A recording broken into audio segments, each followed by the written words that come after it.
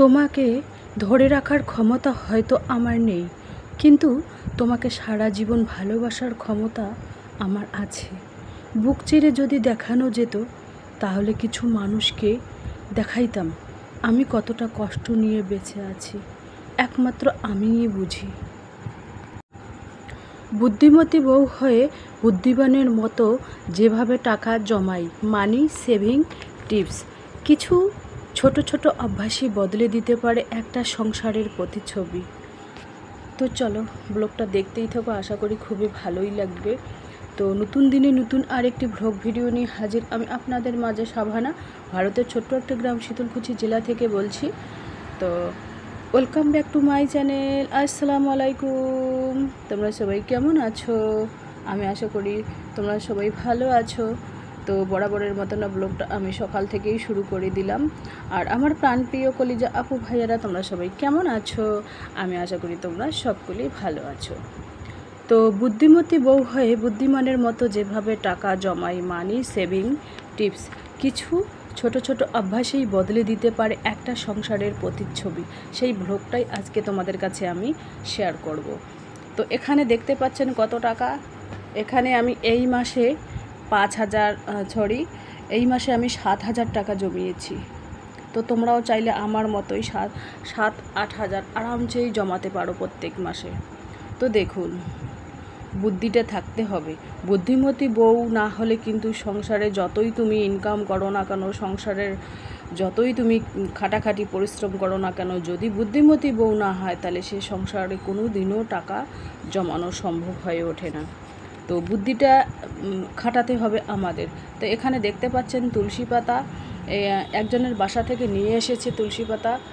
তুলসী পাতা খুবই উপকারী, সর্দি কাশের জন্য খুবই উপকারী। ব্যথা, যে কোনো ব্যথা হলে তুলসী পাতা যদি প্রত্যেক দিনে 2-3টে পাতা গরম পানির সাথে খাওয়া যায়, তাহলে কিন্তু অনেক উপকার হয়, কোটি টাকার ওষুধের কাজ করে।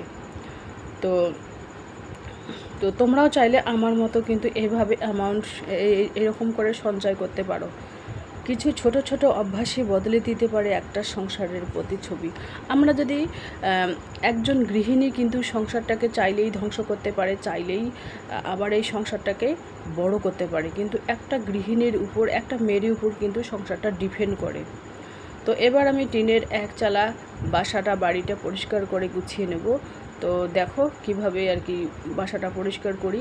টিনের চালাগুলো এভাবে ঝাড়াঝাড়ি, টিনের বেড়াগুলো এভাবে ঝাড়াঝাড়ি করে মোছামুছি করলে বেশ ভালোই লাগে। তো তোমরাও চাইলে আমার মতো বুদ্ধি খাটিয়ে কিন্তু টাকা জমাতে পারো। একবেলা এপাশ ওপাশ থেকে কুড়িয়ে কাড়িয়ে এনে রান্না করতে পারো। আবার কোনো মেহমানের বাসায় গেলে ওখান থেকে কিছু শাক সবজি লতা পাতা নিয়ে আসলে একবেলা যেভাবে হোক অন্যভাবে যদি চালিয়ে দেওয়া যায়, তাহলে সংসার থেকে কিছু না কিছু টাকা সঞ্চয় করতে পারবো আমরা। তো 3 বেলায় যদি আমরা ওই বাজারের উপর নির্ভর করি, তাহলে কিন্তু কোনো দিনই কোনো টাকাও 10 টাকাও জমানো সম্ভব হয় না। তো টাকা আছে তো তোমার মান সম্মান সবই আছে। টাকা না থাকলে তোমার মান সম্মান সবই ধুলোয় মিশিয়ে যাবে। কারণ টাকা এমনই একটা জিনিস, একটা মায়ার বাঁধনকে আটকিয়ে রাখে। টাকার মায়া যে এমন একটা মায়া, মানুষ বাবা মা মারা গেলে, ভাই বোন মারা গেলে অতটাও আফসোস করে না, কিন্তু টাকা যদি হারিয়ে যায় 5,000 বা 10,000, সেই শোকে কয়দিন যে ভাত খাবে না সেটাও বলা মুশকিল। তো সেই জন্য টাকাকে গুরুত্ব দিন। টাকা কিভাবে সঞ্চয় করবেন, কিভাবে জমাবেন, সেই বুদ্ধিটা, ব্রেনটা খাটাতে হবে। একবেলা যদি আলু সিদ্ধ খেলাম, একবেলা ডাল সিদ্ধ, রাতের বেলা অত খেতে হয় না, শরীর অত অ্যাবজর্ব করে না। রাতের বেলা ডিম সিদ্ধ আলু সিদ্ধই যথেষ্ট, আর সকালবেলায়ও ডিম সিদ্ধ আলু সিদ্ধ যথেষ্ট। কিন্তু দুপুরবেলা জম্পেশ খেতে হবে তোমাদের। জম্পেশ মানে একেবারে তজুমজু করে রান্না করে খেতে হবে। ওখানে ডাল থাকবে, মাছ থাকবে, মাংস থাকবে, ডিম থাকবে, শাক থাকবে, সবজি। এতগুলোর প্রয়োজন নেই তো, এতগুলো পদ কেন রান্না করব?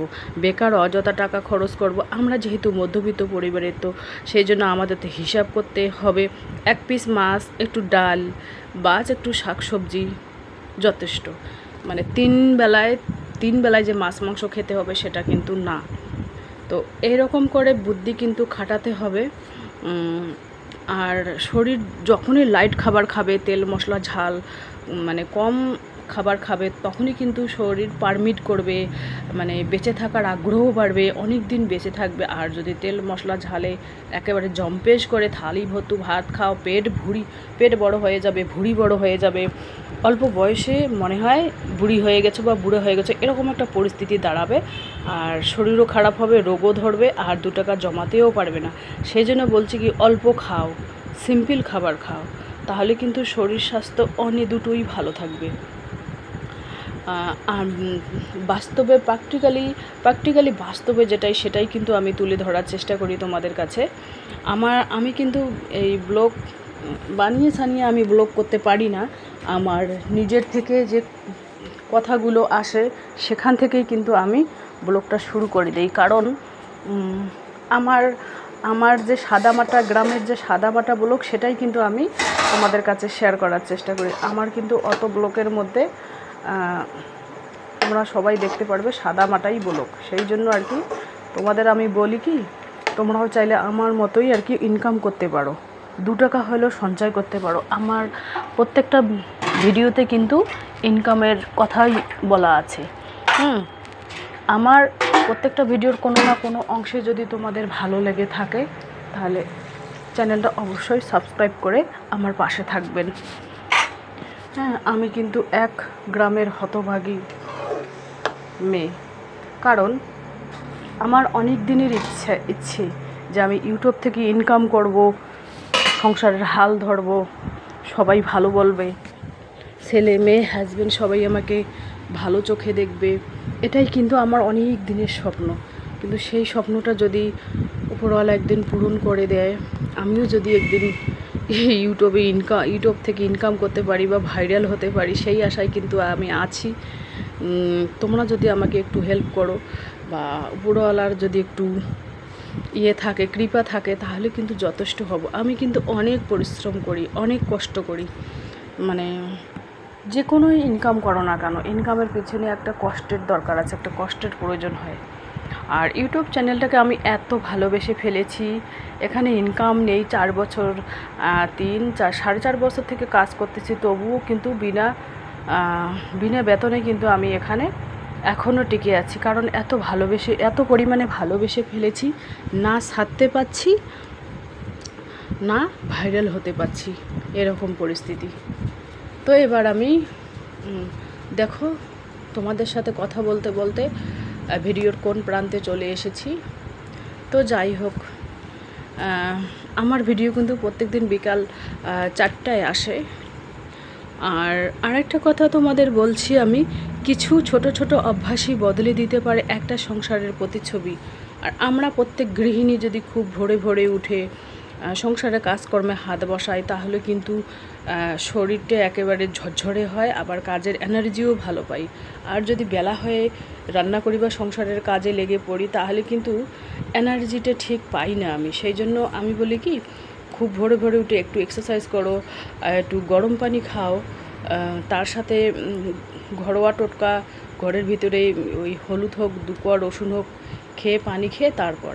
তো এখানে দেখুন, আমার বাড়ির পিছনে দুধ কচু হয়েছে অনেক, তো ওখান থেকেই তুলে নিয়ে এসেছি, ছেলের দ্বারায় কেটে নিয়ে এসেছি।